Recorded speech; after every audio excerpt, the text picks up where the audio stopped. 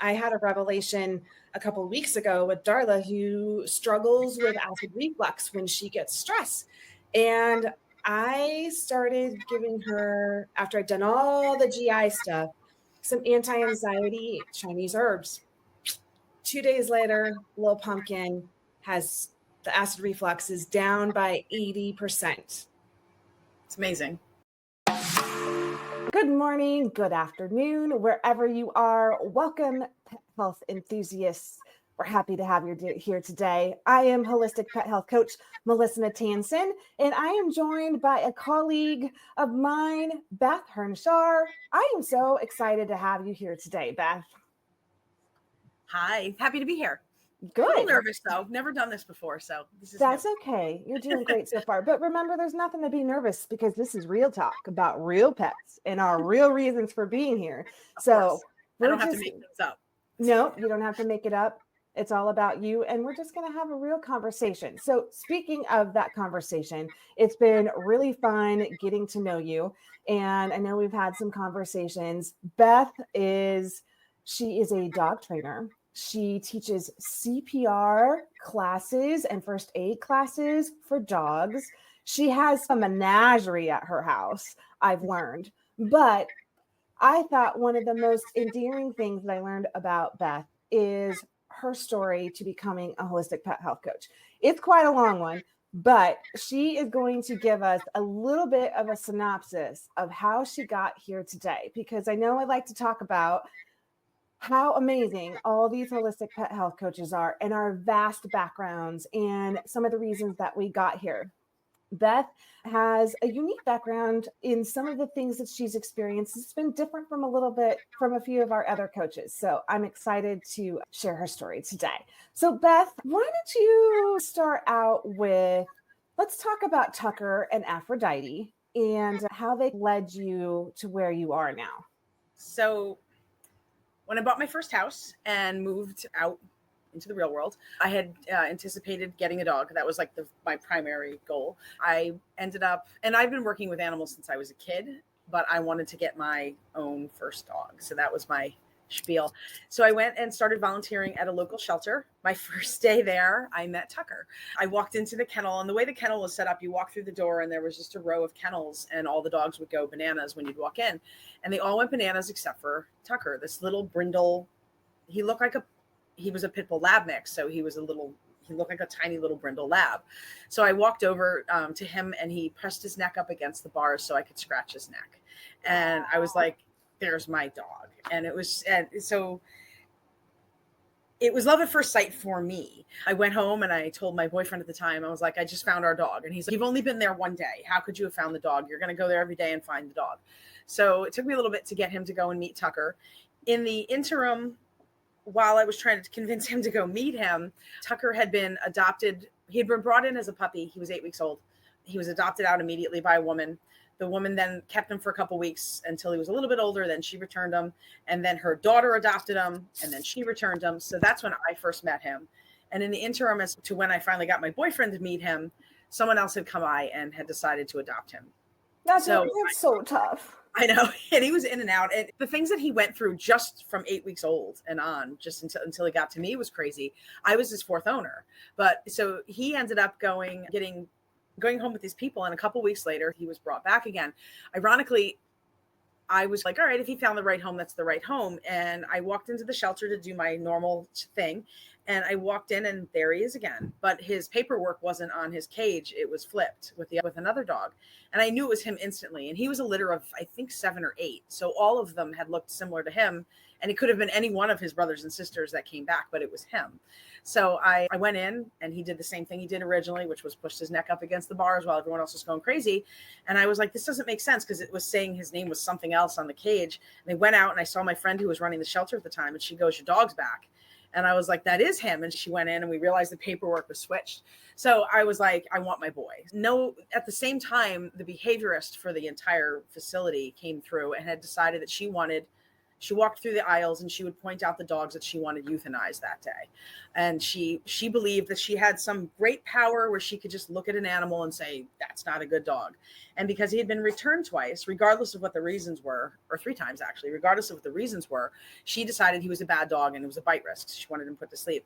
So they euthanized 7 dogs that day and he was supposed to be number 8. Oh, that gives me goosebumps. It was pretty horrible. We were all very upset because none of those dogs deserved to lose their lives that day. But the staff was unhappy because they all had their favorites and they went to bat because I wanted Tucker. So Tucker had to then spend a month there under the supervision of myself, the girl who brought him in, who was one of the staff members who originally brought his litter in, and one other person. So when we weren't there, he was left, he had to stay in his cage. He couldn't come out. So he would be holding his whatever for 24 hours.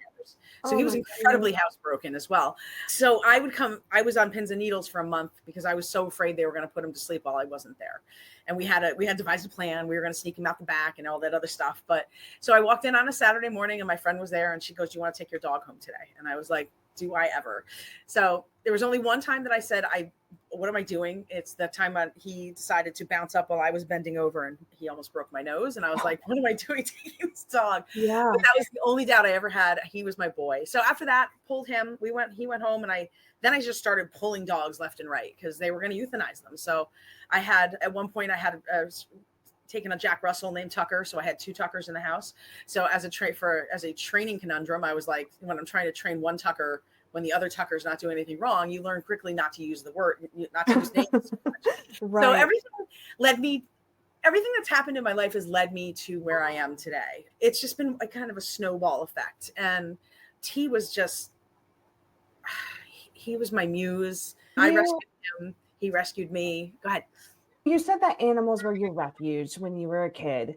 And as you moved through your life, it seemed like you wanted to switch up the refuge that they were for you, and you became a refuge for them. And you really were big into rescuing and working at the shelter.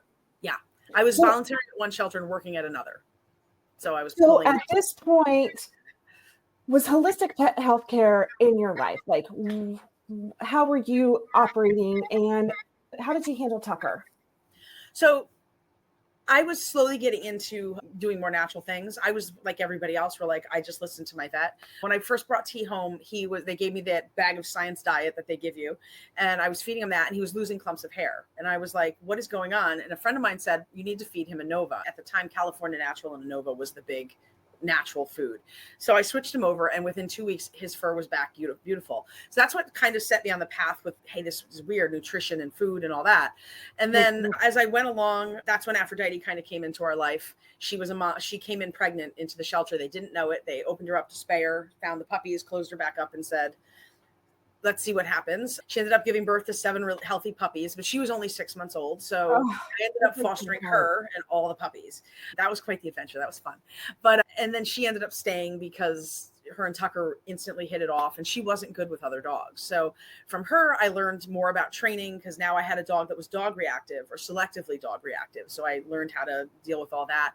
I learned how to raise puppies. And as I go, I just kept picking up knowledge. And then further on, as Tucker got older and he started having senior things start happening to him, everything I did revolved around Tucker. So I would learn as I went.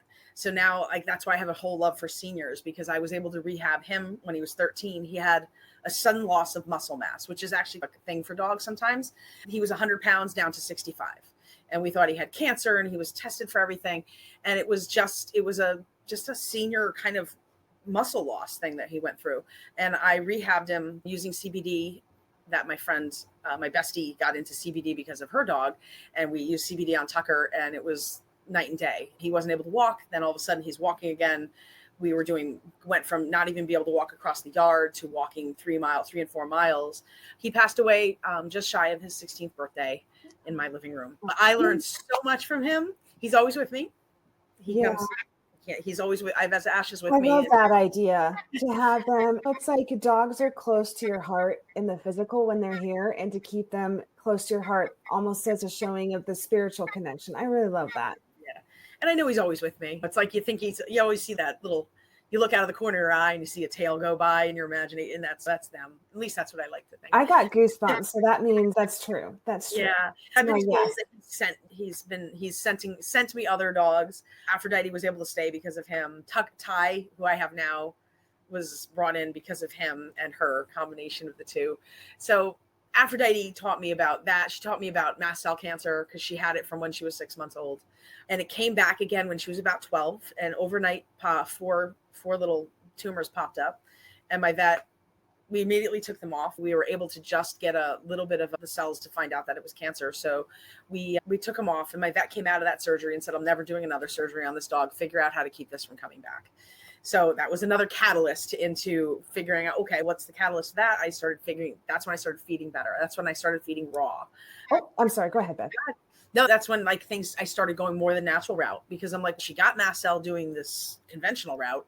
So the opposite would be the true how to keep it away, I would assume. And that's and for any pet parents that are listening right now that may not be familiar with what mast cell is. So mast cell tumors produce histamine, and histamine is what has a systemic reaction and can cause the itchies, and also histamine can cause inflammation in the joints and the skin and all sorts of things. So it's really a monster to deal with it. And there is a lot of holistic ways that mast cell tumors can be managed. Quercetin is one of them. So quercetin helps the body process the histamine. In addition to, just a little plug for CBD Dog Health, I thought it was so interesting to learn that Beth was using CBD Dog Health long before she became a holistic pet health coach. And so that's one of our favorite brands. And she was able to speak with Angela Ardolino and learn a lot more about CBD Dog Health and the benefits, in particular when it comes to allergies, and more specifically cancer, and the research that is coming out regarding CBD and how we can keep some of these tumors at bay, and more importantly, keep our dogs feeling comfortable while they're going through this stuff. And the mushrooms. Her mushroom stuff is unbelievable. When I first got Barbie, who's one of my current dogs, she had a breathing problem. She's brachycephalic, and I couldn't figure out how to get rid of this cough. I started her on Breathe, Microdogs Breathe, and it was 2 days gone. It's unbelievable, the stuff that comes. And these are all natural products, right? I don't know why she's coughing. Let's X-ray her lungs and blah, blah, blah. No. And it just, the things that have amazed me over the years. When Aphrodite was sick, we did vitamin C therapy on her, and along that complemented the chemo. So I'm a big fan of integrating when you have to. For some, she had TCC, bladder transitional cell carcinoma, which is a bladder cancer. It's a very aggressive cancer. And some dogs get lucky, and the prednisolone will work and it'll shrink the tumors down. Some dogs didn't, and unfortunately Aphrodite was one of them. But I worked with Dr. Pope, Kendra Pope, down in New Jersey. I worked with a traditional oncologist here, and then I also worked with Smith Ridge, who's Dr. Marty's place, and we were doing vitamin C therapy and all kinds of things. And unfortunately, it didn't save her, but I learned so much from the thing. It's just every animal that has come into my life has taught. You really said it so well when you said, like, all roads have led me here so far. And this is one of the reasons why I thought it was so important to do the Coaches Collab, because all of our stories are so important, because these stories and the struggles that we've had and the heartbreak that we've had, and frankly, the school of hard knocks that we've had to go through with our own pet, is part of our background and part of the passion that we bring to doing what we do. Because I know that you remember what it's like to feel hopeless when you're like, what do I do? What do I do? I've got all these options, and what do I do? And I certainly remember what it was like to feel that way when I was in the deep with what Darla was going through. And she was my path that led me here. And luckily, Darla is still with us. And I attribute that all to I had to find a better way. We have to find a better way. And I know we talk about this a lot. It's not, oh, don't seek vet care. We absolutely need vets. And you were talking about how we have a lot of integrative vets, and we need them. We need them for diagnostics and the blood work and a lot of things that goes. But we have since learned that sometimes the standard of care that is offered Standard can of be care. expanded upon so much. And a lot of it is just flat out old science. You talked about kibble being one of them. Mm-hmm. It's And there's and still the box that conventional vets put themselves in makes me crazy, because these are smart people. They went to I almost went to vet school, but I didn't. But I know what it takes to go through that, and what they know and they learn is ridiculous. But the fact that they come out, I hate to use the term brainwashed, but that's what they are. When you have vet techs too, they're even worse than vets usually, because you're going to kill your dog. You're feeding your dog raw. You're gonna kill your dog. Are they leaving bags of kibble out in the wild when our dogs get loose and they come back a month later and they're alive? sorry, that was good. It just doesn't make any sense. I have a friend whose dog comes over all the time and kills squirrels in my yard. I hate that. It is what it is. And when it first happened, she's, oh my God, should I take him to the vet? No, he ate a squirrel. It's just instinct. Right? He just had dinner, and he's got fur in there too. So that's good fiber. Yeah. It's crazy. I know now there's fur is by and large not a part of the canine diet, although it should be. So now we substitute fiber in other ways with mostly veggies and on occasion some fruits, and there's good things that we can put in here. But there's all those cool foods that they make, all the freeze-dried stuff and all the like the wrap stuff. The feed reel has all those, like the rabbit pelts and rolled stuff. Yeah. So you can get like fiber and or fur into their diet that way. That is very true. And it's nice that it's been incredible to learn differently. I studied canine nutrition for many years, and once again, part of being a holistic pet health coach is we go through the holistic nutritional training as well, so that we can customize diets for these pets. And if they're dealing with kidney issues or cancer issues or liver issues or whatever it may be, that's what we're here for. So even though we're going to kill your pets.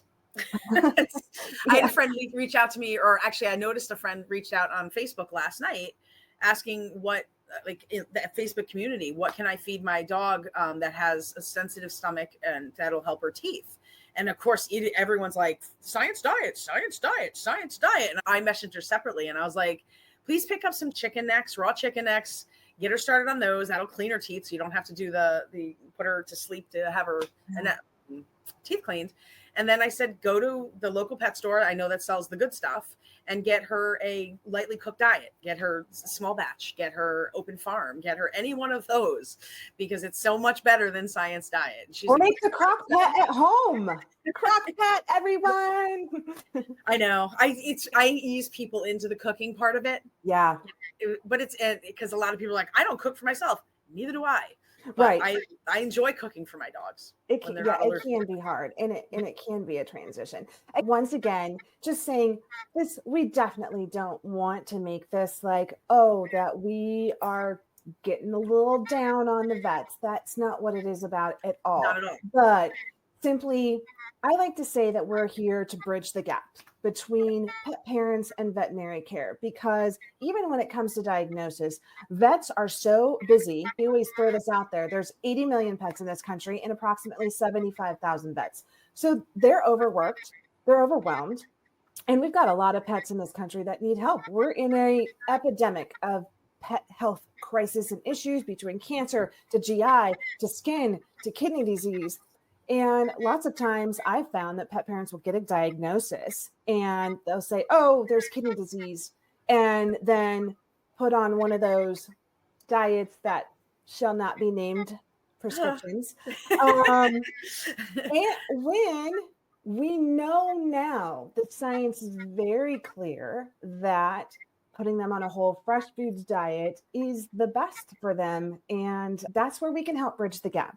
To be a compassionate guide, we can help tell them, here's a diet that will work. Here's why we do it this way. And here's some more explanation of why this is occurring when they get a diagnosis. Because I think so often, I know, like for me with Darla, when I was first getting all these like diagnoses and bleeding ulcers and IBD, and I was like, holy monkey, what am I going to do now? And it was tough. Bleeding ulcers are no joke. They're scary. They're very scary. Yeah. Blood in the poop, the blood coming out on both ends. That's how I almost lost her. She started vomiting her own blood from the bleeding ulcer and then aspirated it. Oh, if that won't make you figure out a better way, I don't know what will. And there's been so many experiences about that. But speaking of vets, we want to talk about our favorite vet for a minute.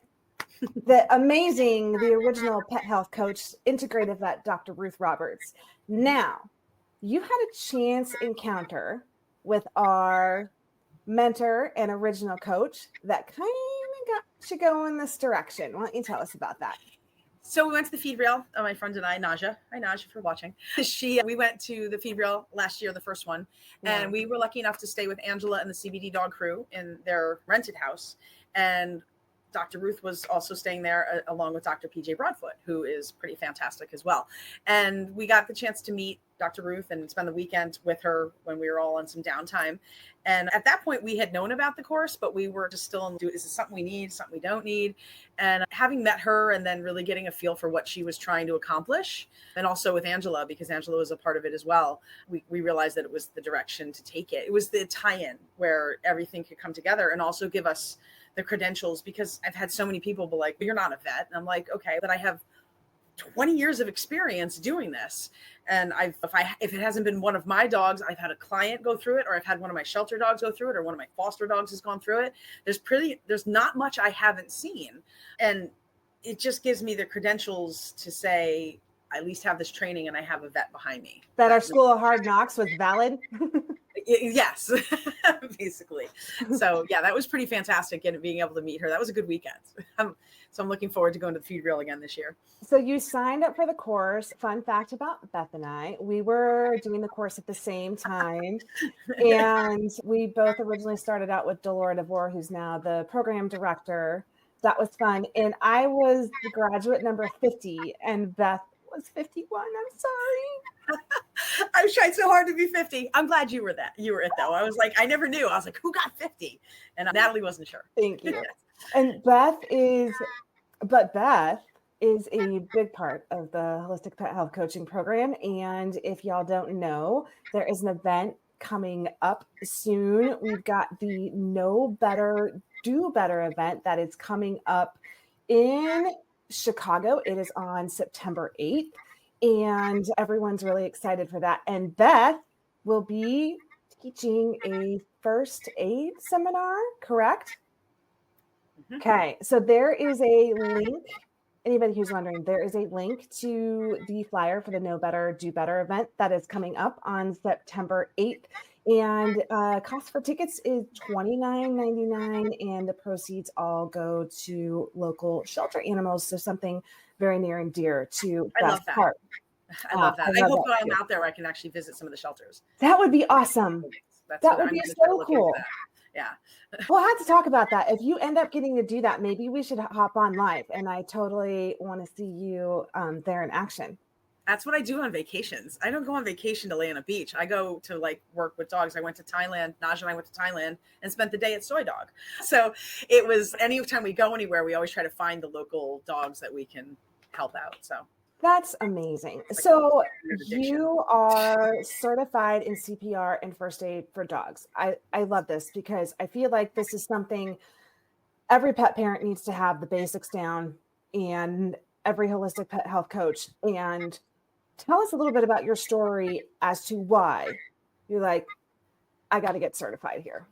Yeah, I hate being helpless. I hate that feeling when something goes wrong and I don't know what's going on and I can't fix it. It's very annoying. So I was working in one of the two shelters. It was the one I was working at. I was the weekend manager at Paws. And we brought in a mom and I think it was 6 or 7 puppies that were born in the middle of winter underneath somebody's front porch. So they were brought into animal control. We heard about them and we pulled them. So we had them at our shelter, just decompressing and getting warm and everything. They were there for a couple of days and I was working and I went in to feed in the morning and one of the puppies started to gasp for breath and dropped. So we rushed the puppy to the emergency vet and we are blessed to have 5 of them within throwing a rock to where we live right now. So I know that some people aren't that lucky and it sucks.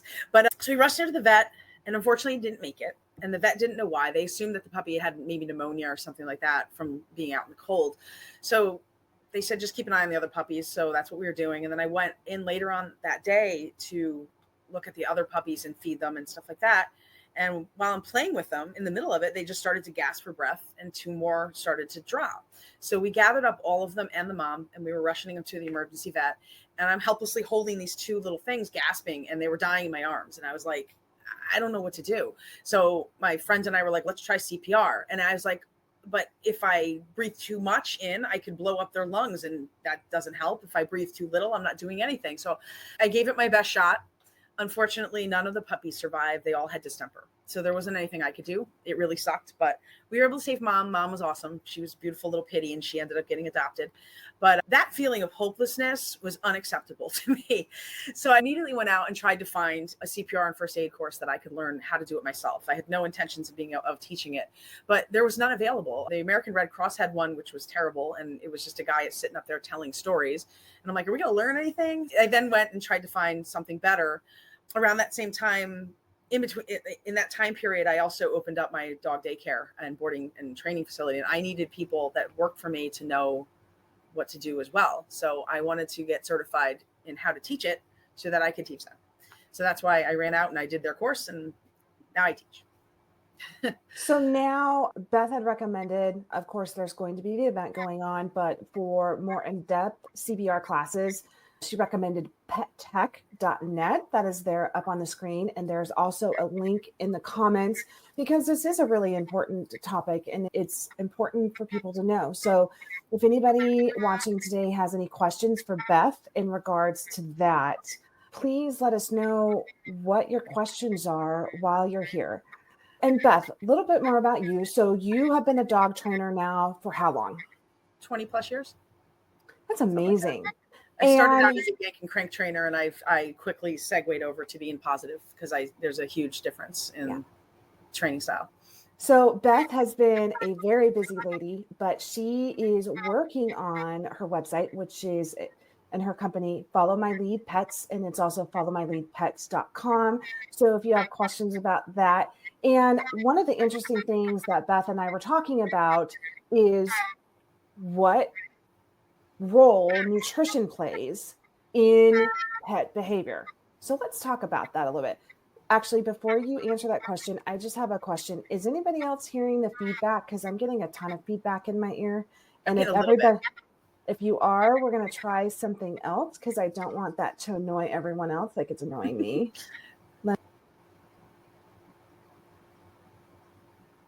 How's that? Better. Okay, let's roll that way. Much better. Yeah. I apologize for the technical difficulties.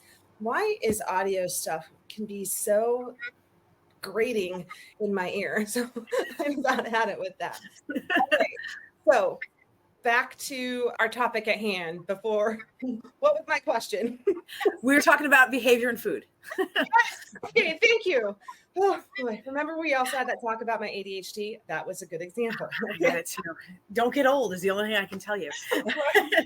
I need to eat better. That too.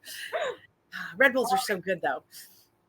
Nutrition and behavior. You were telling me about some of your requirements when people work with you, and I think it's really important to talk about this. Yeah, I've always swayed with just kind of doing what people want me to do, and then I realized I'm like, food is such a huge deal, because especially if they're kibble fed dogs, if you have a dog, I work with anxiety a lot, mostly anxiety. I enjoy working with it and finding out what's making the dogs tick to get them to calm down, and without having to use fluoxetine and all that other stuff, because there are side effects to fluoxetine and they don't even really know what fluoxetine does. They have no studies. I've tried to find them and nobody can answer these questions. So but I did find over the years that just switching to a fresh diet will often change everything. So it's getting them off of, even on a cooked diet or a raw diet, either whatever it is, makes a huge difference. Just taking them off of kibble. Sometimes that'll solve your behavioral problems right off the bat. Kibble's like eating sugary cereals every day. Too many carbs. Yep. Exactly. And imagine if you fed children that way, and a lot of people do.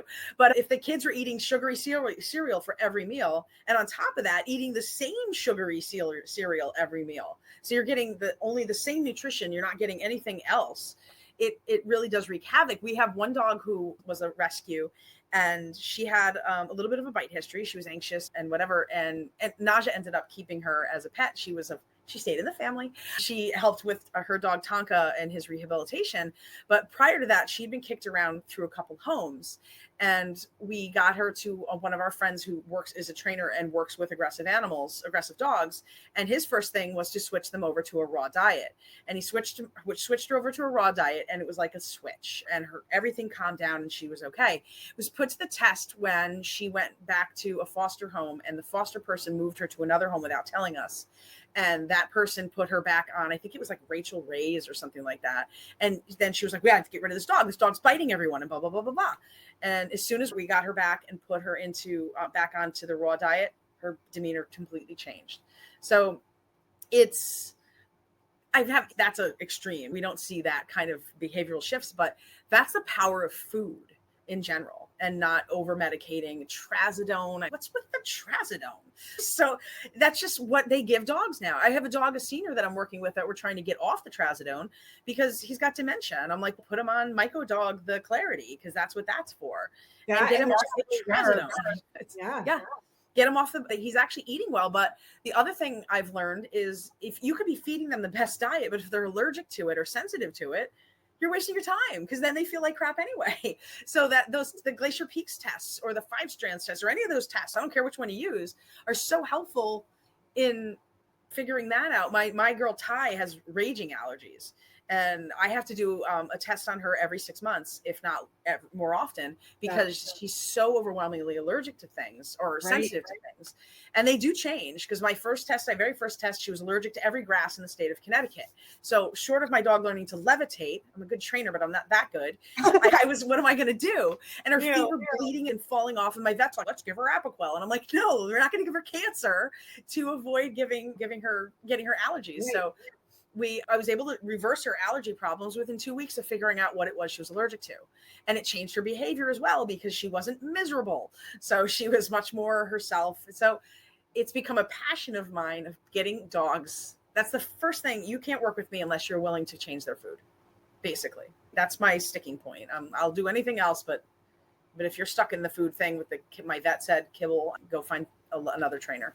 I think it's an important point to make that we have to have the foundation here, and the foundation for inflammatory responses in the body is we know that A, they need a whole fresh food diet, and B, we want to avoid the inflammatory triggers if they're there, because research has shown that brain inflammation a lot of times leads to a lot of these behavioral issues. And I know that we were talking yesterday a little bit more about, Beth and I were talking about rescue animals and how they always just have this underlying simmering anxiety.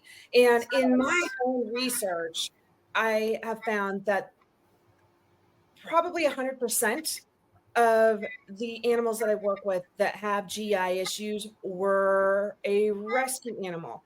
Now, I'm not saying don't rescue an animal. Absolutely do it.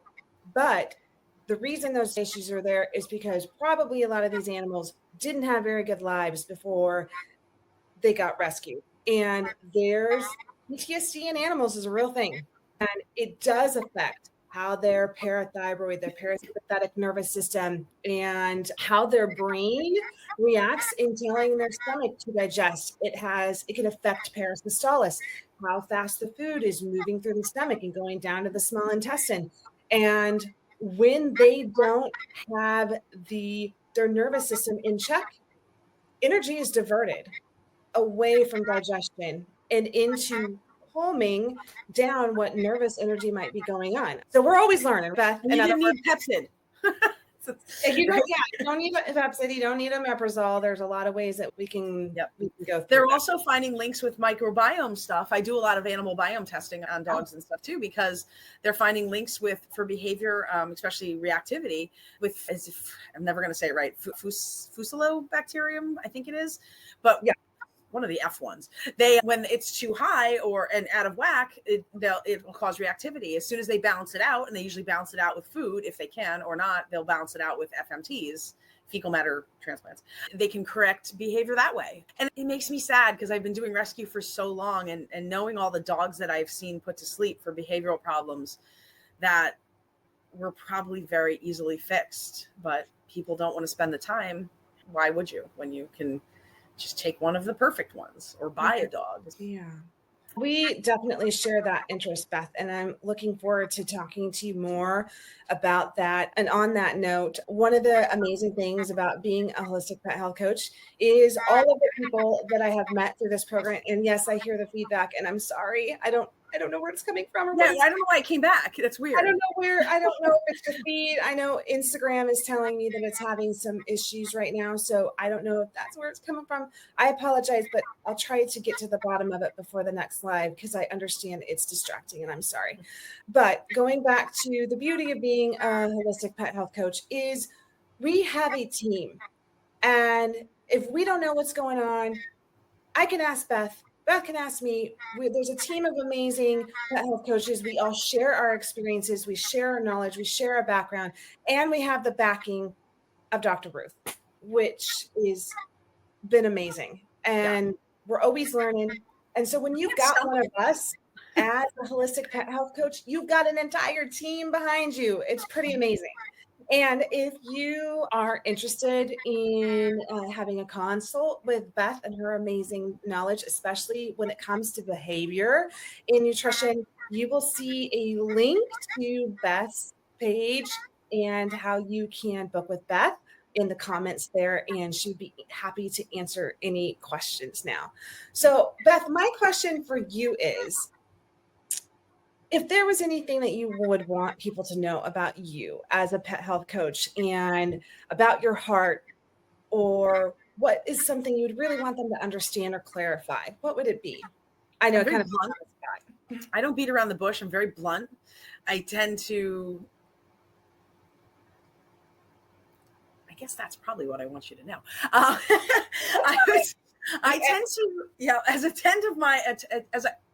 when I work with a client, I tend to draw on all of my experiences, even because I've had so many, and like most of them I can apply from birth because I've raised puppies to death because I've had dogs die, unfortunately, with me, my own dogs, my clients' dogs. So when you work with me, you're getting my 20 some odd years of experience.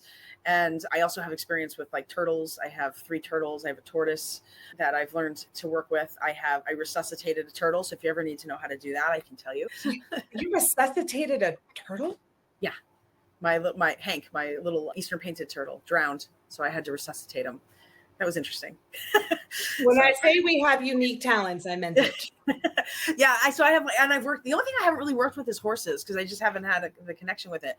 But that's what I try to do as a holistic pet health coach. I just try to draw on my past experiences and bring them out with what I already know. It's fun to be able to use what I've learned along the way. I got a dog walking again that hadn't had back injuries or had a degenerative spinal condition. So I got her walking again, not well, but she was walking. I was able to put weight on that same dog who was a skeleton. All these little things that I've picked up along the way, I feel like it's valuable information for pet parents that don't know. And it's invaluable information because I believe that the best learning that we have is when we learn by experience, whether it's good or bad. And unfortunately, a lot of times it's those tough experiences that set us on the path that help us to find our true north and teach us the most. And I truly believe that we are all here to spread this knowledge and to ultimately help pets. I know we're all in it. We're in it for the pets because they've touched us so much. And there's a lot of pets that need help. Rena asked real quick, where are you at, Beth? Oh, in Connecticut, Lower Fairfield County. Okay. So you guys are a ways away because Rena's in San Diego, but I'm jealous. Maybe you should just come visit us because I'm on the Central Coast. You could do a California tour. I could. That's a good idea. Throw all my animals in the car. East Coast tour. Well, are you guys going to the feed rail? I'm going to try real hard. I'm going to be out of the country until the day before. So I am going to try really hard to get there. But like going to other countries and helping, I'm hoping that I can do something fun with some Swiss mountain dogs while I'm there. Oh, that's great. Yeah. We'll see. That might be a little surprise coming up. But okay. So Beth, now comes the fun part. Although I feel like we've had fun. It has been fun. Yeah. Yeah. Time's flown. So here comes the fun part. I still don't have a ringtone. Are you a good singer, Beth, just by chance? Actually, but I sound good in the shower. I don't know about to the rest of the world, but yeah. I have a friend who's a musician. He tells me I can sing. I don't know. So another little fun fact about me, believe it or not, I went to musical theater. I was a musical theater major in college. I then switched to business and health and all the other stuff. But Uh-huh. I sang for a long time, but I'm still not thinking I'm brave enough to come up with my own jingle for, hold on, it's coming. Pet perks and pet peeves. Maybe I'll come up with this something time for we'll you. talk, I really need like a Pet perks. Pet peeves. that was way better. That was a lot better than mine. You need like a guitar riff in there. Yeah. Yeah. Anybody That'll play do the it. guitar? Okay, we'll figure it out. So, pet perks and pet peeves. If you don't know what they are, pet perks are the top 3 things we can't live without, and we're happy they're in our lives, and they're a complete perk, whether they're a pet product, thing, whatever. Pet peeves are wave a magic wand, gone, never to be seen on this earth again. We would be better off without them. So, 1, 2, 3, go. Pet perks. Beth, what are some of your pet perks? Oof. So those are constantly evolving. As of right now, I'm going to say ozone because the applications appear to be endless. I do have an ozone machine at my house that I'm playing around with. I bought it when Aphrodite was sick, and I'm hoping that's going to keep Barbie's ears, which is an ongoing project, from getting reinfected after I finally get them clear of infection. They are deformed, so I'm hoping that keeps the ear canal not so funky. What else? That's I'm been a loving. big, Sorry, go ahead. her ears have been a big challenge. Yeah, they've been very. She's back on ketoconazole, and I hate putting her on medication, but that's where the integration starts because the natural stuff wasn't touching it, and it was so bad. So I had to put her back on pharmaceuticals, which I'm okay with. So I just have to detox her and be proactive. CBD, I think, is one of those things. It was a toss up between Adored Beast, Gut Health, and CBD. And I think that CBD wins that one because it's so versatile for pain, inflammation, cancer, gut health, all of it that works. And then, God, these tests that they've come out with recently are freaking fantastic. I don't know if I could ever live without them now because between the innovative pet lab test for leaky gut, the Glacier Peaks test for food sensitivities and environmental sensitivities, what's the other one? Animal biome. Check pup for HTMA, that's hair tissue mineral analysis. Those are very insightful. Yep. All of these tests are so great now. I don't know if I could go back to doing it the other way because it's just guesswork at that point. And it's hard enough what we do because it takes time to make these things happen. But like when you have the vet telling you have to go on a hydrolyzed protein diet to try to figure out what they're allergic to, you rule that all out, right? You don't even have to waste time on that cornstarch bag of horrors. You can just do a test and see what its sensitivities are. The only thing is it's not an allergy test, the sensitivity test. So those can change very quickly. Yes. My dog, the one I do every couple months or every quarter at least, I know she's allergic to turkey. She breaks out in hives. So she looks like a little dinosaur when she has turkey. And that always shows up sensitivity red. So I know that they work basically. And I've done it. I've done the sensitivity test and pulled all the stuff I could out. And within weeks, everything is cleared up. So they do work. So the tests, I think I would need to have tests. I agree. And just a quick reminder, I'm gonna bounce in there again. With these tests are available through Dr. Ruth and through us as holistic pet health coaches. We can make recommendations on what we would recommend would be best suited to what your dog has going on. As Beth mentioned, that was such a great point, Beth. If your dog is prone to GI issues and leaky gut, the food sensitivities may change. That's why we often recommend rotating proteins so that the gut, if there is some IgG, that's an immunoglobulin reaction in the gut, is continuing to come forth. Then if they don't see that protein as often, then the body doesn't get a chance to form an antibody response against it. And that's where we see a lot of these skin issues. So these can be very helpful. They can be a little bit pricier, but I feel like in the end, the time that you save on all the trial and error, and instead of going through, oh, let's try turkey and then beef and then whatever, and we're not getting anywhere. This cuts that time out. And so you ultimately save time and money. That, and you don't have to put your dogs on Cytopoint and Apoquel. And they're supposedly developing a new one now. I'm like, what? And it's a little scary. Cytopoint and Apoquel are game changers if you have a dog whose fur is or skin is falling off and you need to get them immediate relief. But a lot of the vets are just prescribing them long term because they don't know what else to do. And as a first, we like to think of it as to being the last thing to try. Or sometimes it can be the first with the idea to get them weaned off of it. Yes, if the fur is falling off, but I think the point you're trying to make, Beth, is that we know that there is a better option to have true healing because those two things are a Band-Aid only. It doesn't make the condition go away. The condition still exists. Yep. Thinking integration again, using those pharmaceuticals to help with the alleviate pain because they shouldn't suffer by any means, but you also shouldn't let them suffer by developing other problems by using too many pharmaceuticals. Absolutely. Yep. What are your pet peeves? Ooh, I'm going to get flack for some of these, I think. The first one is, but my vet said, I freaking hate that. It's Did I just laugh at that? Yeah. I have a lot of respect for vets. Don't get me wrong. I have some great friends that are vets. I love my surgeon, Dr. Laz. I love him. He's a god to me, but we part ways when it comes to nutrition and food and things like that. Client with the dog and the teeth. And my vet said that she has to eat kibble because it cleans her teeth. No. No. Have you ever looked at your dog after eating kibble? It's all stuck in their teeth and everything. I'll say to some pet parents, like, how do your teeth feel after you eat a cracker?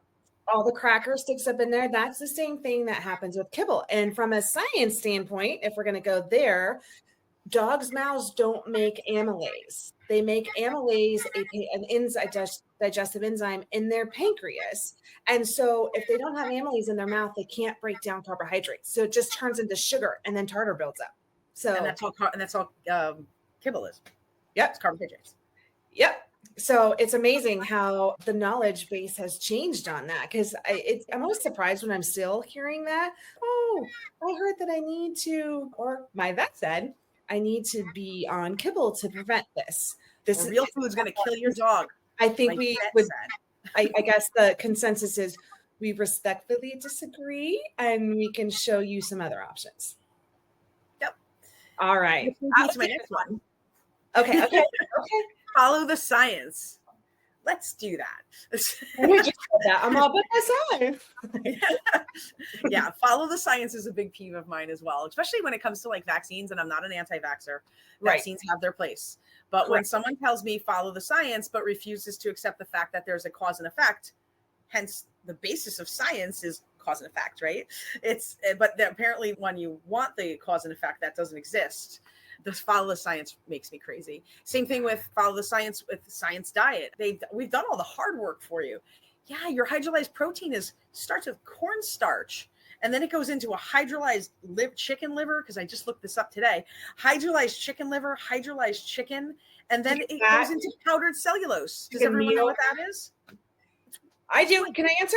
Yes, please. Powdered wood pulp. Yeah. How is that nutritious? And don't get me started on the science that they put together to get that microbiome food, which like their main ingredient thing that they use to actually make the gut work is crushed pecan shells. Oh, I've not heard of this one. Oh yeah. As soon as I saw it come out, I was like, oh, so what is what is solving the gut health problems? And they use crushed pecan shells because they in the gut will somehow make some kind of bacterial thing happen to ferment. That it may ferment in the gut is what the answer was. And I'm like, that's what you're spending $130 a bag on? That's insane. Yeah. So all the science bothers me. So summing that up, we're not really calling anyone out specifically, just to clarify, although we may or may not have. More like we are being advocates for a fresh whole foods diet, a diet that you make at home, or a reputable company that we know is sourcing their meat and ingredients from a place that meets certain standards and is more bioavailable for the dog. Because I think how I take it when a pet peeve is follow the science, we also have to look at who is sponsoring the science. Oh yeah. You can't rely on studies at all unless you know who's putting the study out. The one takeaway would be, I don't think most people know that kibble is feed grade food, and all the stuff, the crap that is they don't want or they can't use in the human food supply, that's going into your pet food. And you wonder why your dog has allergies. It's unfortunate, but that's how the FDA feels it's the best way to get rid of a lot of the waste, and it goes into our animals. Follow the science there. Yeah. Susan Thixton, she's the god. You got to go. If you want to learn more about that, follow her. Who? Susan Thixton. Oh, okay. I'm gonna write. You don't know Susan Thixton? Her website will scare you.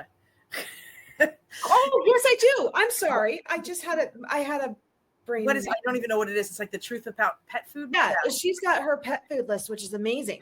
Yes. And I get that every year. Volunteer. She just asked for a small donation, and then she aggressively tests a lot of these foods. And I know her pet list and her pet food list is pretty phenomenal.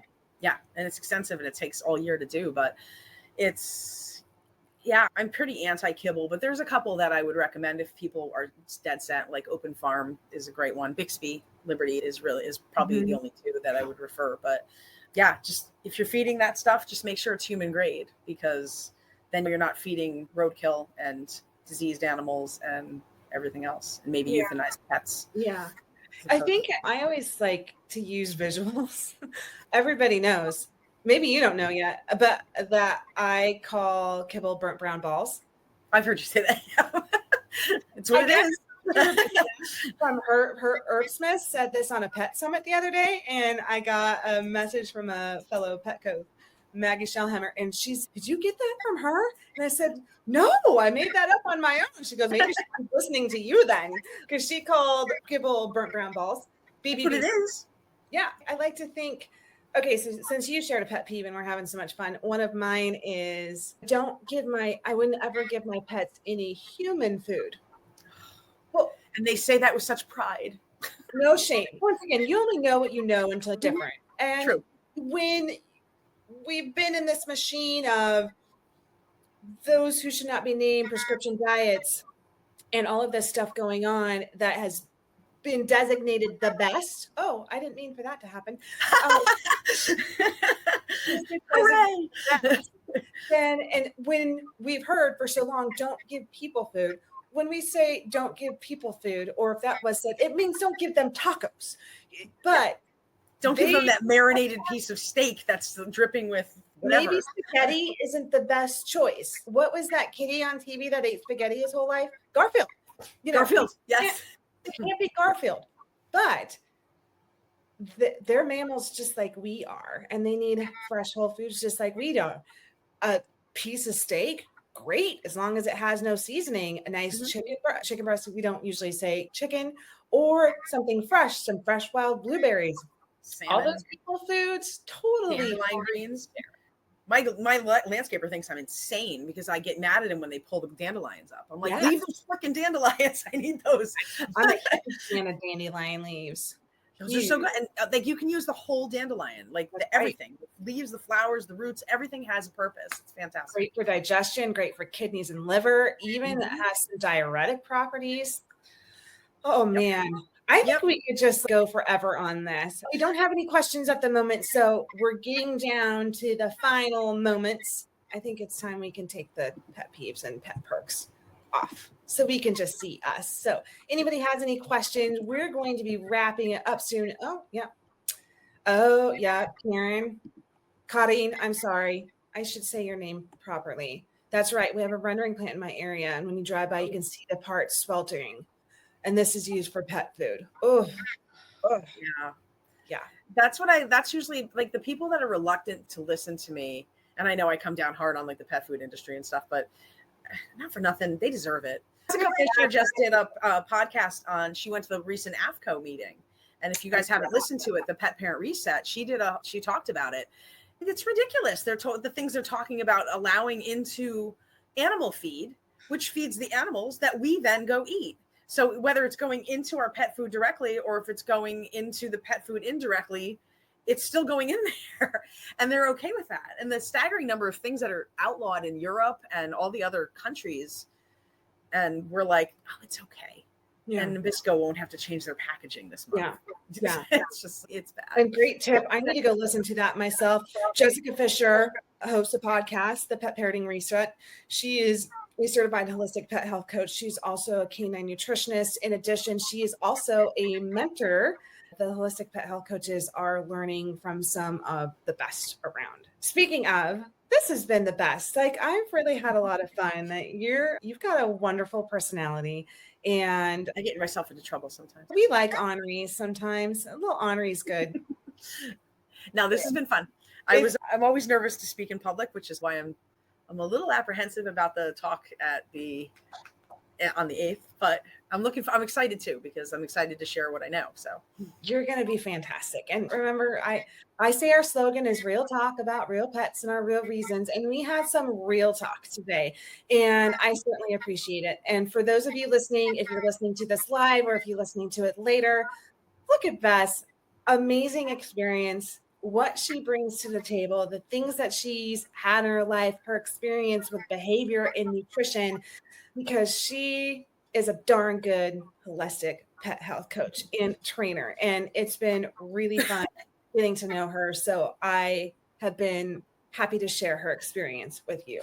And Beth, thank you for your time. I know that you're a busy lady and that you are planning for the Know Better, Do Better event. Don't forget, everyone, September 8th, Know Better, Do Better.